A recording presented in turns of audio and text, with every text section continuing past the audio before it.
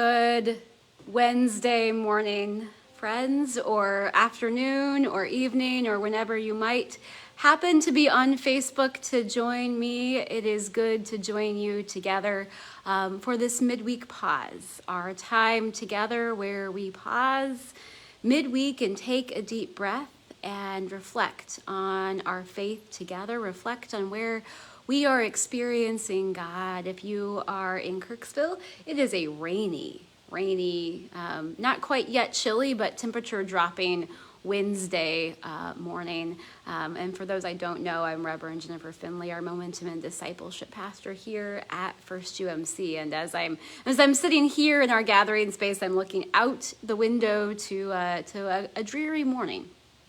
But it is good to gather with you, even on a dreary morning, on this midweek of Holy Week, as we have experienced Palm Sunday and are not quite yet at Easter.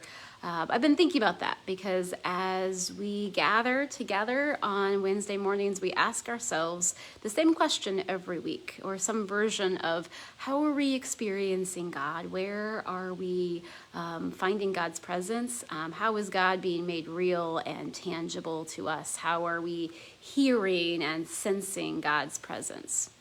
And I ask myself that question each week. It's become part of my spiritual practices for myself, and an important one as I prepare for this time together. And as I was thinking about that for myself, I was thinking back to Sunday morning, to Palm Sunday. That's where it starts for me this week. And near the beginning of our worship service, for those who may have experienced it online or in the building here, our choir sang.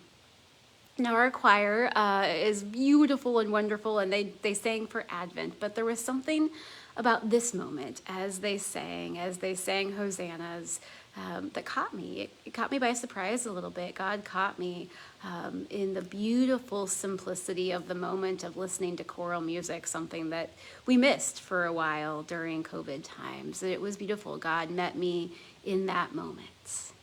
And then the second moment I'm thinking about for myself this week was an ordinary moment, at least it seemed ordinary at the time, yesterday, as Pastor Scott and I were preparing for Easter. We've been making Easter preparations this week, preparations for Maundy, Thursday service and Good Friday service, and then Easter Sunday. And as we did that, we were in this space, our gathering space, and we were moving furniture back into this space. Those of you who have been with us know that many years ago, we were able to open up this space into a much more open gathering space. And we were able to use that for about a year before COVID changed things and changed the way we use space and the way we gather. And as we moved furniture back into this space in preparation for a fellowship time with coffee and cookies and things on Easter Sunday that will be joyous, God met me, God showed up, and it was a complicated moment. I will be honest about that. It was wonderful to anticipate the gathering that will happen on Resurrection Sunday. But it was also maybe its own kind of bittersweet as I remembered all of the gathering that we have missed over these last couple of years. And as I also remembered that at least for a short time in the spring of 2020, this is where we worshiped. As Pastor Scott and I led worship online, this is a space that gave birth to some new things, new life, and our online presence. And God showed up in all of that. And so there was a moment that caught me off guard as I sat here and thought about all of those things. And it made me realize that we are truly in these in-between time. We are in between Palm Sunday and Easter. That is what Holy Week is about. But in general, we know what in-between time feels like. And as I have been blessed, as many of you I know have, by our Lent study book, this book of devotions and blessings by Kate Bowler that's called Good Enough, 40-ish devotions for an imperfect life. And I know this has been powerful for me, and one of these, I think, speaks powerfully to this in-between time, in between Palm Sunday and Easter, in between death and resurrection. She writes, "We like to pretend that our lives are marked by consistency, durability. I'm a mom. I work here. These are my friends and my loved ones, and this is the book club I don't ever read the books for. I know some of you know that feeling. And yet we find ourselves between realities, between relationships, between seasons of independence and dependence, between jobs, between friends, between the diagnosis and the cure, between feeling courageous and feeling afraid, between the life we have and the life we want. The anthropologist Victor Turner wrote about what happens when people go through intense change together and referred to the in-between time as liminality. It's a big word, but I've come to love that word for our seasons. We are at a threshold, something still becoming, but we don't know yet what all the factors are and how to frame them. We yearn for normalcy only to find that liminality has become our, quote, new normal. Life itself is a liminal state, and learning how to live requires the remedy that Jesus came to offer. He said that if you lose your life for his sake, you will gain it. So little is in our control, but then again, so little ever was. Wow, friends, haven't we learned that these last several years? The living and breathing and struggling and crying and teaching and trying and dying. This is the life we have in skin and bones and living. Liminality is also a place where we are not yet settled, not yet solidified. Exposed is one way to put it, but also open to something new. So let's take a moment here in the in-between. Sometimes we feel lost, floating outside of what we know, who we wanted to be and where we wanted to be. It's tempting to feel small and wonder, maybe I should just shut this down a bit. Maybe no one needs to hear from me, maybe that's enough for now. So she goes on to write, so my loves, bless you if you are there in that place that is the in-between. In-between can be an awfully lonely place. In transition, exposed, that place of waiting and vulnerability, a place that doesn't fit anyone's idea of normal because there aren't words for it and it isn't there yet. Instead of trying to escape it, let us settle there for the moment, knowing and trusting we aren't alone. We're in this strange middle place together. We're in this strange middle place together.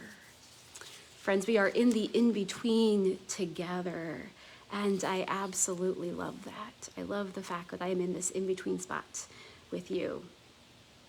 And she goes on to write, one of the things I love about this book is that she gives us some practical ways to live into these things, to live into this in-between spot. They call it a good enough step. And she writes about this good enough step, and she begins by talking about, remember the last time you got your eyes tested? And you read out the letters on the smallest line you could see, and then the optometrist asks you, which is clearer, this one or this one or two?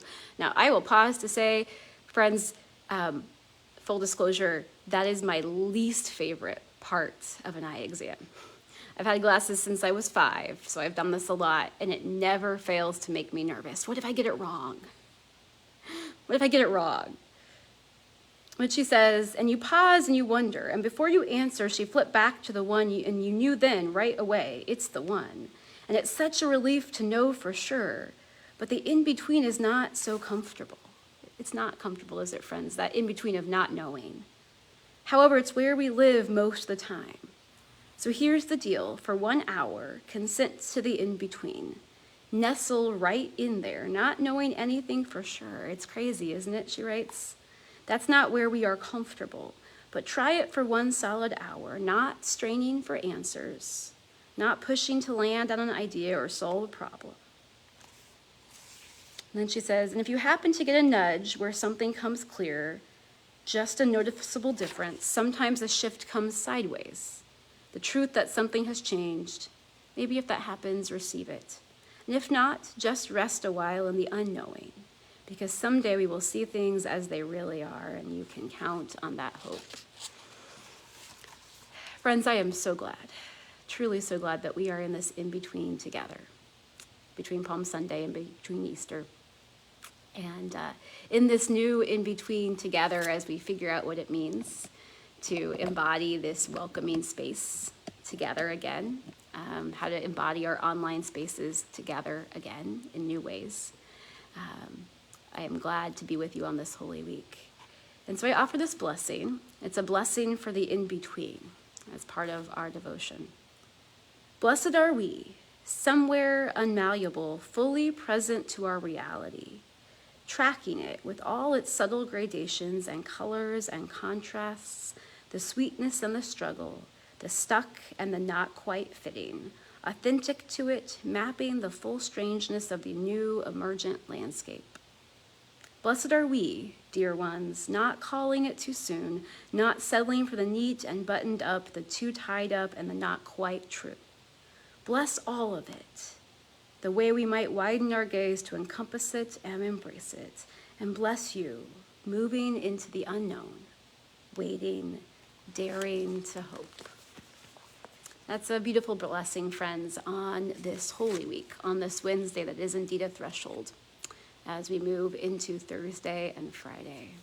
So as we wait in the in-between of our lives and the in-between of our seasons, go into that unknowing, knowing that there is hope and we are in it together.